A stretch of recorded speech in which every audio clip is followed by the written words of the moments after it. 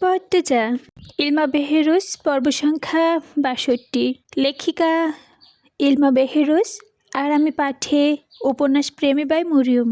বাড়ি থেকে বের হতে লজ্জা লাগে, অথচ ভাসুরের সঙ্গে লুতে লজ্জা নেই। বাড়ি থেকে বের হতে লজ্জা করে, ভাসুরের সঙ্গে শুতে লজ্জা নেই। পূর্ণা কটাক্ষ করে বলল। ঠোঁটে তিরস্ক রেখা হাসি, আসমানি চোখ মুখের রং পাল্টে গেল, লাল হয়ে গেল ফর্সা মুখটা, চোখ ছাপিয়ে এলো জল। ক্ষণ মুহূর্তে পূর্ণার দিকে চেয়ে থাকে সে, তারপর এদিক ওদিক দেখে পূর্ণার এক হাত চেপে ধরে চাপা স্বরে বলল, কী করে জানছো? পূর্ণা এক ঝটকায় আসমানি হাত ছড়িয়ে দিল, বলল, তোমার সঙ্গে দেখা করতে এসে জানালা দিয়ে নোংরামি দেখেছি। আজিজ ভাই মাটির মানুষ, কত ভালো উনি, ওনাকে কেন ঠকাচ্ছ ভাবি? আসমানি শুদ্ধ হয়ে দাঁড়িয়ে থাকে, তার হাত দুটো অস্বাভাবিকভাবে কাঁপছে, চোখ থেকে জলের ধারা নেমেছে।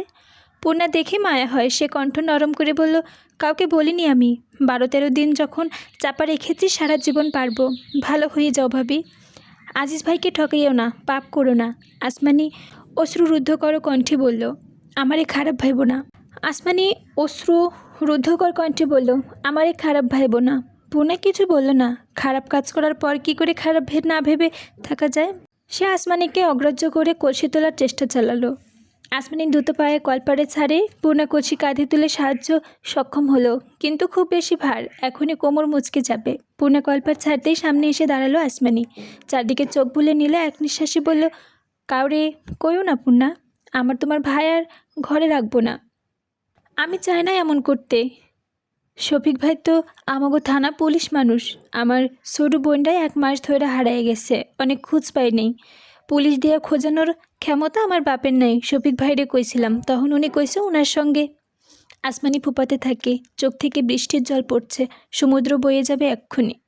পূর্ণা খুব অবাক হয়, একটা মানুষ কতটা নিকৃষ্ট হলে এভাবে ছোট ভাইয়ের বউকে বিপদে সাহায্য করার নামে এমন কুৎসিত শর্ত রাখতে পারে। পূর্ণার রাগ হয় খুব। আসমানিকে আশ্বাস দিয়ে পূর্ণা বলল, ভাবি কেঁদো না। যে মানুষ এমন শর্ত দিতে পারে সে কখনোই কাউকে সাহায্য করতে পারে না। উনি তোমার বোনকে খুঁজবে না, কিন্তু আশা দেখে ভোগ ঠিকই করবে। তার সুযোগ দিও না, দোয়া করো শুধু তোমার বোন যেন ফিরে আসে। আসমানি শাড়ির আঁচল দিয়ে 2 চোখ মুছতে বলল, জানো পূর্ণা, আমি আমার বোনডে ছাড়া একটা দিনও থাকতে পারতাম না।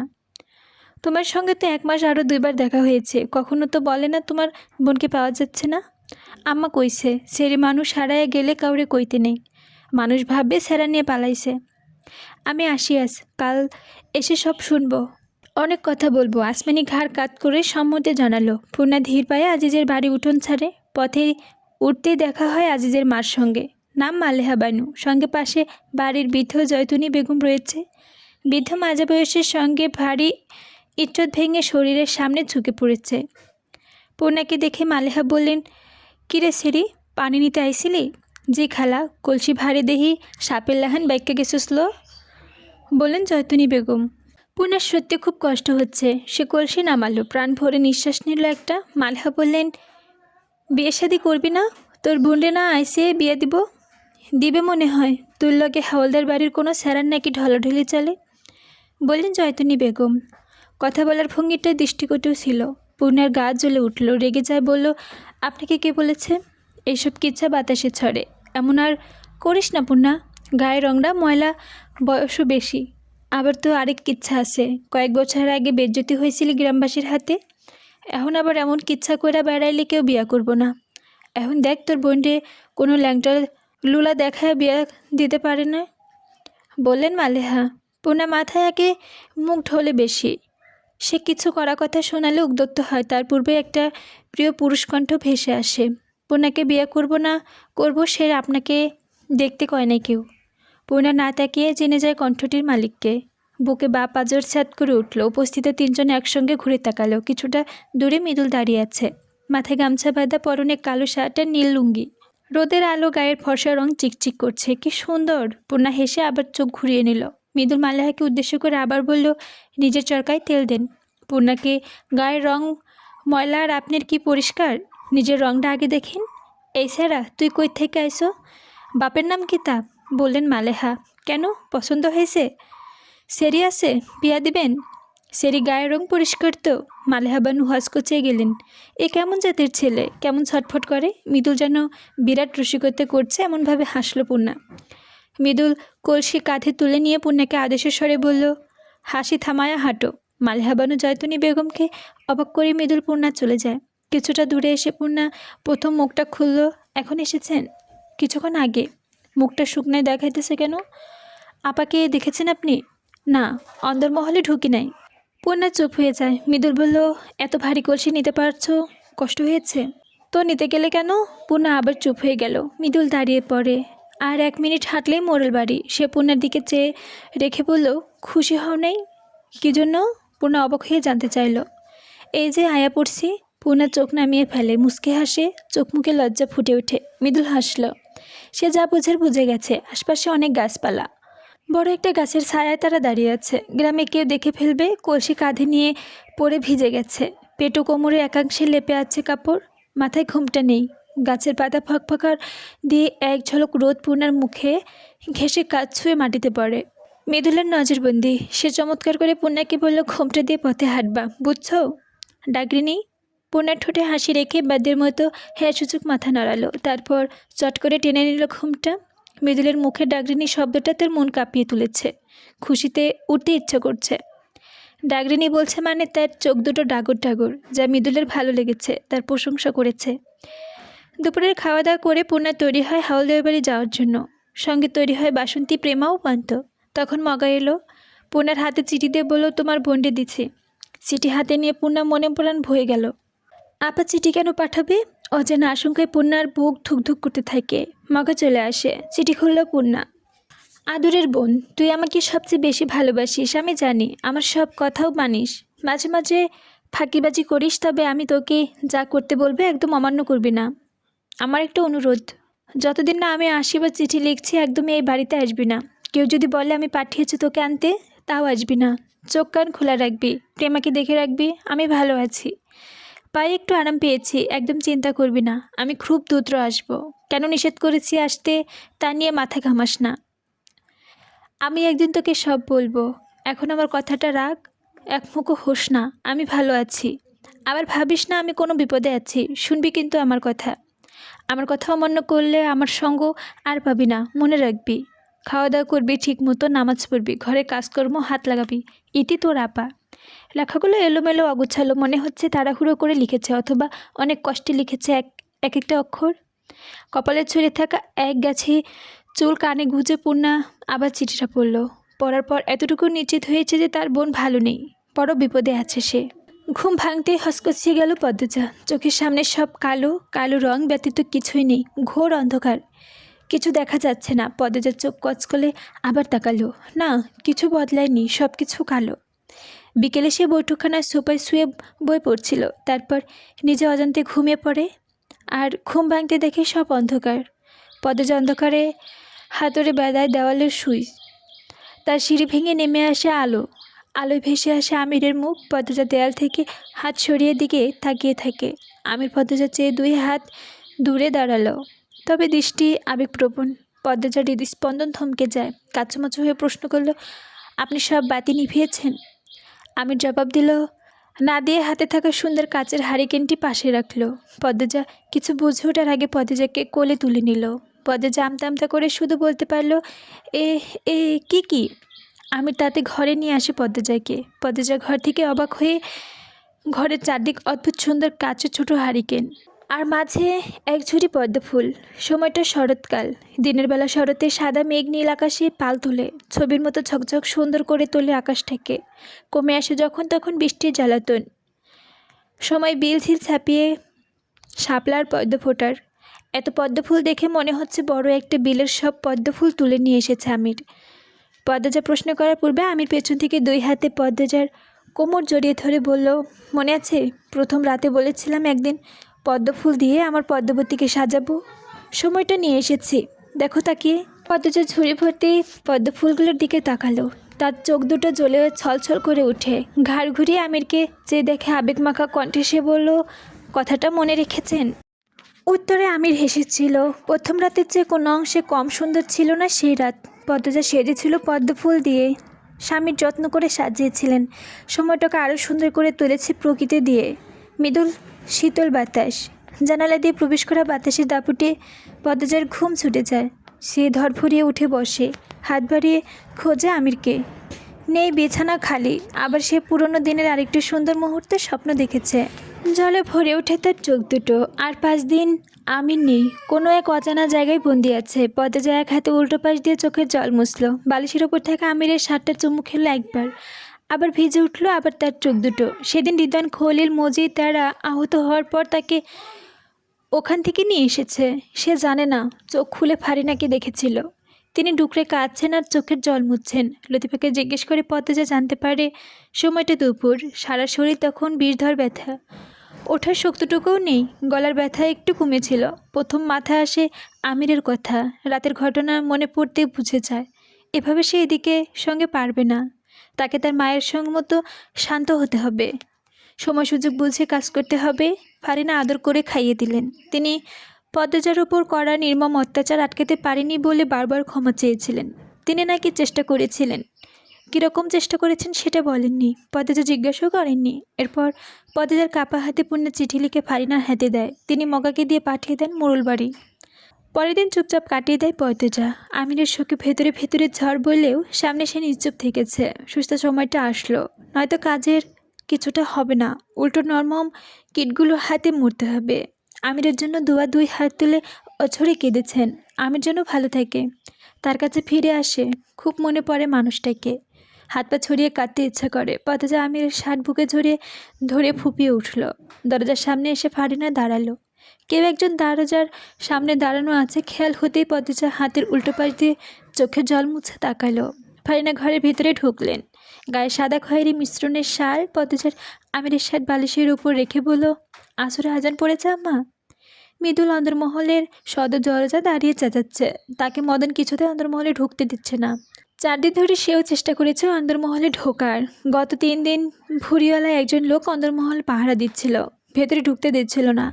এখন দিচ্ছে না মদন। মাথায় ব্যান্ডেজ নিয়ে মৃদুলের সঙ্গে তর্ক করছে। মৃদুল বলছে, দুলাভাই ঢুকতে দেন কইতাছি। সমস্যাটা কি ঢুকলেন সেটাই তো বুঝতেছি না। দেখো মৃদুল মিয়া, এটা আমার কথা না, মজিদ চাচার কথা। উনি কইছে বাড়ির ভেতর নতুন কাউরে ঢুকতে না দিতে। আমি তোমার আত্মীয় নাকি? আমার সঙ্গে এমন করে কইতাছো কেন? আগে তো ঠিকই ঢুকতে দিতা, এখন দেয় না কেন? সেটা তো আমি জানি না, সরেন কইতাছি, নইলে এই গাছটা মোড়া এইটা আবার মাথায় ফালাই দিব। একবার মারছে আপায়, এখন আমি মারাম। হেডাই কও, তুমি তোমার চাচারা অমান্য করতে পারতাম না। আমার কিন্তু কইলাম রাগ উঠতেছে, মাটির তলায় গড়াইলুমু। মিয়া ভাই, তুমি আমারে যা ইচ্ছা করাইলো। আমি মৃদুলের মাথায় বারবারই চড়া। হুট করে খুন করার মধ্যে রাগ চেপে যায় মাথায়। সে মদনের গলা চেপে ধরতেই মদন কাশতে থাকলো, আরও কান্না শুরু করে। আলোর কান্না শুনে খলিল ঘর থেকে বেরিয়ে এলো। সদর দরজার সামনে এমন দৃশ্য দেখে দৌড়ে ছুটে এলো সে। মৃদুলের ধাক্কা দিয়ে দূরে সরিয়েও হুঙ্কার ছাড়লো, তোমার এত সাহস কেমনে হয়েছে আমার জামের গলা চাপা ধরো? মৃদুলের নাক কান লাল হয়ে রাগে। সে নিজেকে নিয়ন্ত্রণও করার চেষ্টা করে। রাগে মেজাজ নিয়ে 2 হাত দিয়ে চুল ঠিক করতে করতে বলল, আপনার জামাই আমার ভেতরে ঢুকতে দেয় না। তুমি মেহমান মানুষ, আগল ঘরে থাকবা। এইখানে কি দরকার? এই নিয়ম কবে করছেন আপনারা? আগের বছর যখন ছিলাম তখন তো শিখে ধরতে দিয়েছেন। এখন তো ঢুকোত যাইব না। এটা অন্দরমহল, বাড়ির বউ ছেড়িদের জায়গা। সত্যি করে কন্ত বাড়ির ভেতর কি চলছে? খলিলের মেজাজ বিগড়ে যাচ্ছে। ইচ্ছা হচ্ছে অশুভ ছেলেটার কানের নিচে কয়টা দিতে। সে কটাক্ষ করে মৃদুলকে বলল, নিজের বাড়ি রেখা এখানে পয়রা রইছো কেন? মানুষে অন্ন নষ্ট করতেছ, নিজের বাড়ি যাও। অপমানে মৃদুল বাকহীন হয়ে পড়ে। সে ক্ষণকাল কথা বলতে পারল না। তার আপন ফুপাই এমন কথা বলল। ক্ষণ মুহূর্ত সে জ্বলে উঠল, বলল, আপনাদের বাড়ির উপর থুতু মারি। আমি বেটা মিয়া বংশের ছেঁড়া, যত বিঘার মালিক আমি একাই। আপনার অন্যের ঠেকা পড়ে নাই আমার। আমার বাড়ির কামলাই আছে 10-12 জন। আমি কাল্লা চলা যাই বাড়িত।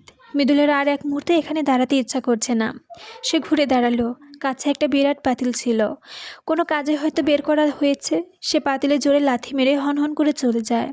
পুণ্যা তার বোনের খবর দিয়ে দিতে বলেছে। সে বারবার অন্দরমহলে ঢোকার চেষ্টা করেছে, নয়তো মৃদুলের কেউ একবার কোনো ব্যাপারে না করলে সে দ্বিতীয়বার সেখানে ফিরেও তাকায় না। পদ্মজার কথার জবাব না দিলেন ফারিনা। তিনি পদ্মজার পাশে গিয়ে বসলেন। পেছনে রিনু আছে।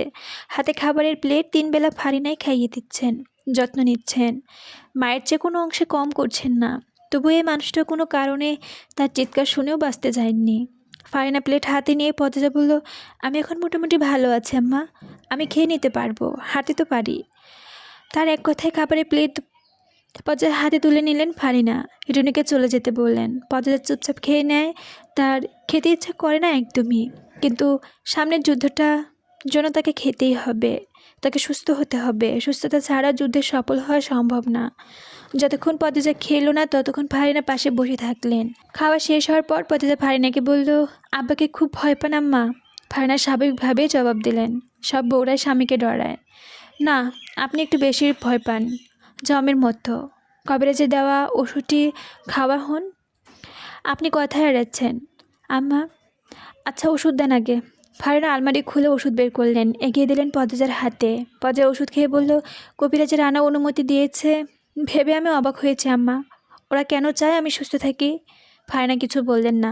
পতেজা ফারিনার মুখের দিকে চেয়ে থাকে। মানুষটার আয়ু কি শেষ পথে? কেমন যেন মৃদু মৃদু ছাপ মুখে। চোখ বুজেছে, মনে হয় অনেক দিন উপোস করে মারা গিয়েছে। পতেজার মায়া হয় মানুষটার জন্য। কোনো দুঃখে তিনি ধুকে ধুকে মরেছেন। পতেজা বিছানা থেকে নেমে এসে ফারিনার সামনে দাঁড়ালো। বলল, আম্মা, আপনি আমাকে কেন মেয়ে ভেবে একটা আবদার রাখবেন? তুমি তো আমার সেরি, তাহলে আবদার রাখবেন? রাখুম। ফারিনার শুষ্ক চোখ, গলা ভেজা। পতেজা বলল, তাহলে আপনার সব গোপন কথা আমাকে বলুন, যা ভেবে ভেবে আমি কষ্ট পান। ফারিনা 2 হাতে পতেজার 2 হাত মুঠোয় দিয়ে চুমু খেলেন। 1 ফোঁটা জল পড়ে পতেজার হাতে। মমতাময়ী স্পর্শে পতেজার শরীরের লোম খাড়া হয়ে যায়। ফারিনা বললেন, তার আগে কও, আমি সব কয়াম পর তোমারে যা ইচ্ছা কয়াম তাই তুমি করবা। পতেজা অপলক নয়নে ফারিনার চোখের দিকে তাকিয়ে থাকে। কি করতে বলবেন তিনি? যদি সে সেটাও করতে না পারে, সম্ভব না হয়? পতেজা বলল, আপনার চাওয়া যদি যুক্তিসঙ্গত হয় তো তাই করবো আম্মা। ফারিনার চোখে জল মুছে বললেন, আমি বাবুর বাপরে দেখা আইতাছি, তুমি শুয়ে থাকো। কথা শেষ করেই ফারিনা দ্রুত পায়ে বেরিয়ে যান। পতেজা মাঝে উত্তেজনা কাজ করছে। সে জানে না কি শুনতে চাচ্ছে। তবে সেটা সাধারণ ঘটনা না, কথা হবে না, এটা নিশ্চিত। সে ঘরের পায়চারি করতে করতে জানালার ধারে আসে। দেখতে পায় হৃদয়নকে হাতে একটা পলিথিন নিয়ে জঙ্গল থেকে বেরিয়ে আসছে। এই জঙ্গলের মাঝেই তো আছে তালাবদ্ধ রহস্য জাল, যার চাবি তার কাছে আছে। আলমগীরের দেওয়া চাবিটা পতেজার কোনো তালাবদ্ধ রহস্য জালের চাবি মনে হয়। হৃদয়ন গত দিনগুলো 3-4 বার তাকে দেখে এসেছে, কিন্তু কিছু বলেনি। হৃদয়ন মতিগতি বোঝা যায় না, অদ্ভুত সে। হৃদয়নকে দেখলে পতেজার শরীর রাগে কাঁপে। বেশ কিছুক্ষণ পর মায়ের পায়ের শব্দ আসে কানে। শব্দটা শুনে মনে হচ্ছে পুরুষের পায়ের শব্দ। পতেজা দ্রুত এসে বিছানায় এক কোণে বসে।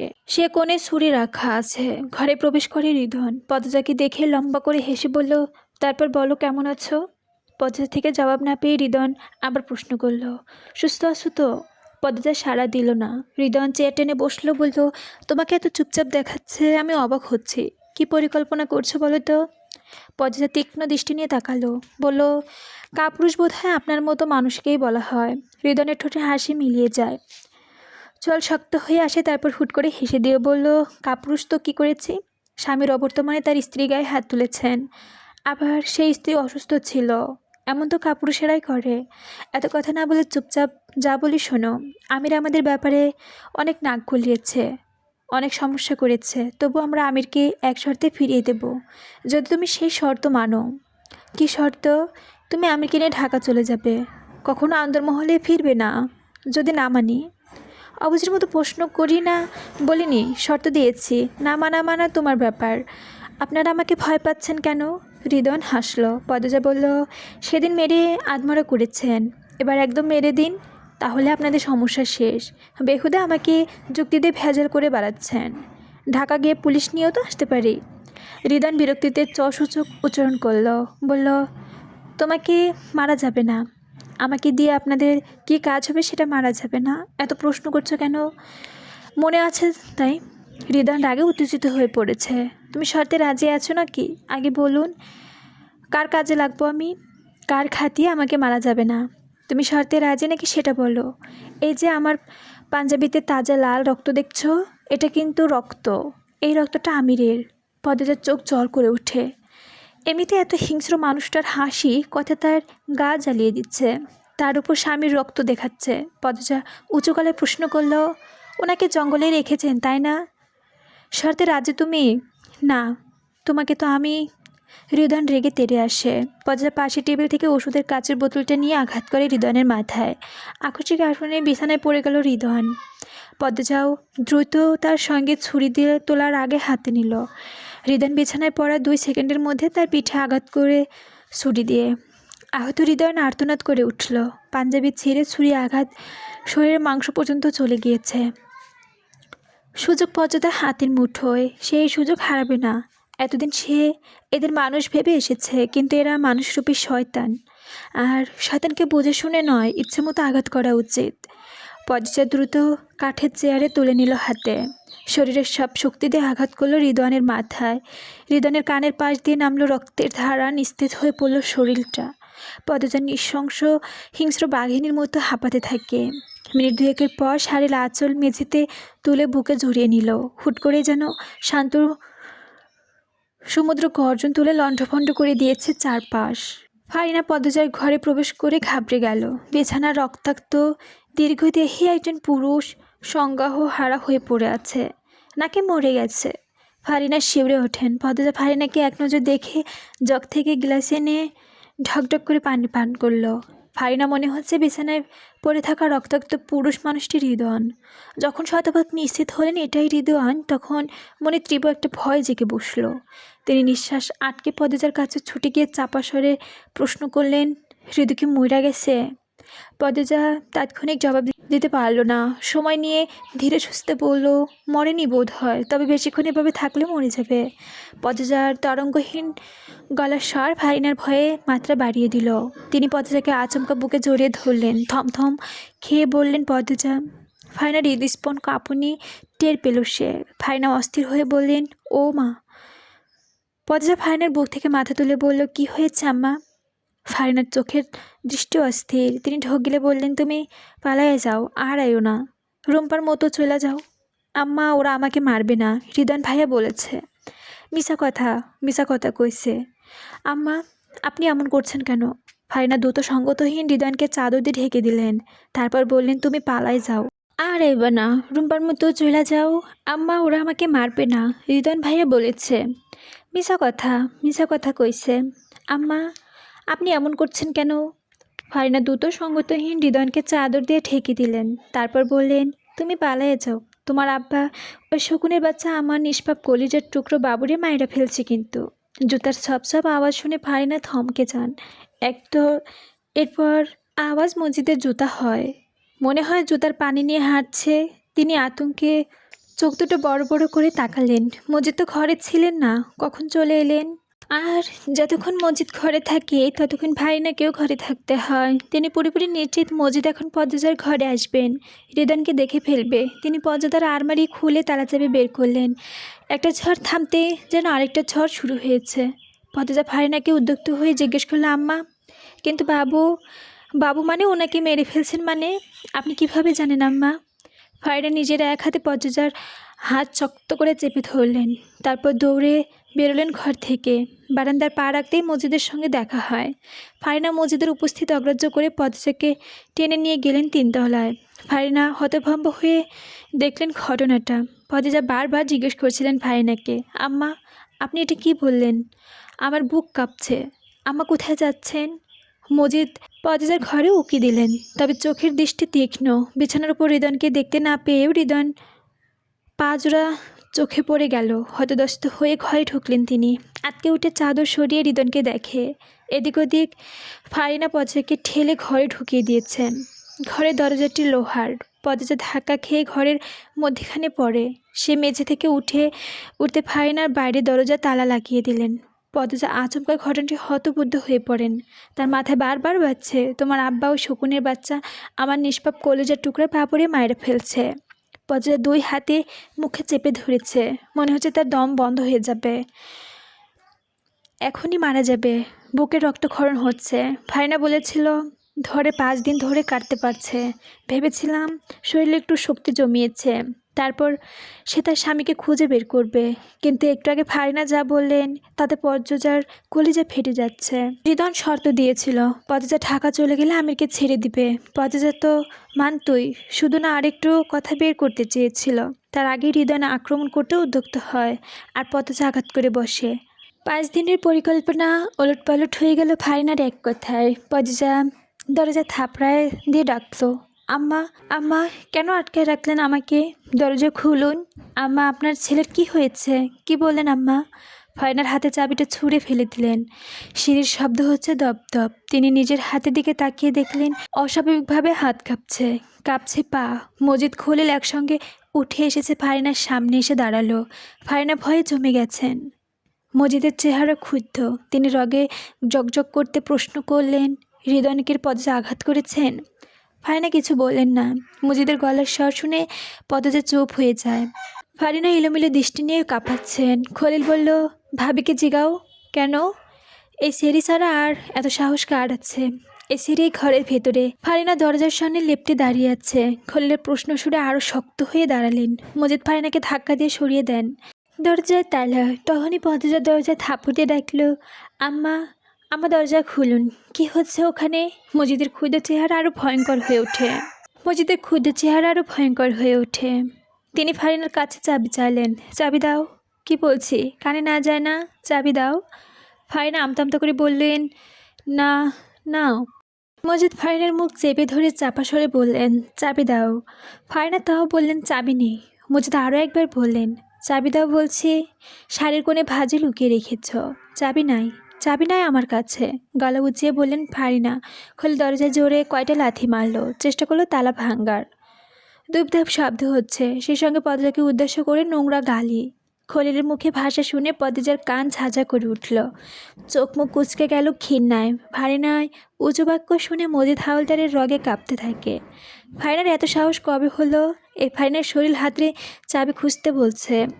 চাবি কোথায় রাখছো, জলদি বলো, নয়তো এরপর যা হবে ভালো হবে না। ফারিনার শরীর কাঁপছে ভয়ে। তিনি জানেন এই মুহূর্তে তিনি খুন হয়ে যেতেও পারেন, তবুও চাবি দিবেন না, নয়তো ওরা পদ্মাকে খুন করবে। ওরা পারে না এমন কিছুই নেই। মজিদের নিকৃষ্ট অনেক কাজে তিনি সাক্ষী। এই মানুষটা তার জীবনের নরক। মজিদ রাগে জ্ঞান হুঁশ হারিয়ে ফেলেছেন। ফারিনা কিছুতেই কথা মানতে না বলে ছোট ভাইয়ের সামনে ফারিনার শাড়ি টেনে খুলে ফেলছে তিনি। বললেন, চাবি কোনো চিপায় রেখেছ, বলো, নয়তো মেরে পুঁতে ফেলবো। ফারিনা টু শব্দও করলেন না। খলিলের সামনে যুবৎকালে তিনি তাকে বিব্রত করলে মজিদ মেরেছে। সম্মান ইজ্জত কবে হারিয়ে গেছে, নতুন করে হারানো কিছুই নেই। বয়সও অনেক হয়েছে, তবে এদের শিকার পদ্মজাকে হইতে দিবে না কিছুতেই। মজিদ কোনোভাবে ফারিনার কাছ থেকে চাবি উদ্ধার করতে পারেনি। এদিকে হৃদয়নের অবস্থা খারাপের দিকে। খলিল দ্রুত নিয়ে নিচে চলে গেল। মজিদ ফারিনাকে মেঝেতে ফেলে ইচ্ছামতো লাথি থাপ্পড় দিলেন, সঙ্গে বিশ্রী গালিগালাজ। চারপাশ ফারিনার কান্নার ভারী হয়ে ওঠে। ফারিনার কান্নার শব্দ পদ্মজার কানে আসতেই সে চিৎকার করে বলল, আব্বা, আমাকে মারবেন না। আব্বা, দোহাই লাগে, আমার লাশের মতো হয়ে আছে। আব্বা, আমাকে মারবেন না, আমাকে মারেন আব্বা। আম্মা, দরজা খুলুন। আমাকে এভাবে কেন মারছেন আব্বা? আপনি তো অন্দরমহলের ফেরেশতা ছিলেন আব্বা, আপনার এমন রূপ কেন? আম্মা, দরজা খুলুন। আব্বা, আম্মা খুব কষ্ট পাচ্ছে, অনুরোধ করছে, আমার আর মারবেন না। বাইরে ফারিনার কান্না, ঘরের ভেতরে পদ্মজার কান্না, আর দরজার এলোপাথারি থাপ্পড়ের আওয়াজ, সব মিলিয়ে চারপাশ যেন চূর্ণ বিচূর্ণ হয়ে যাচ্ছে।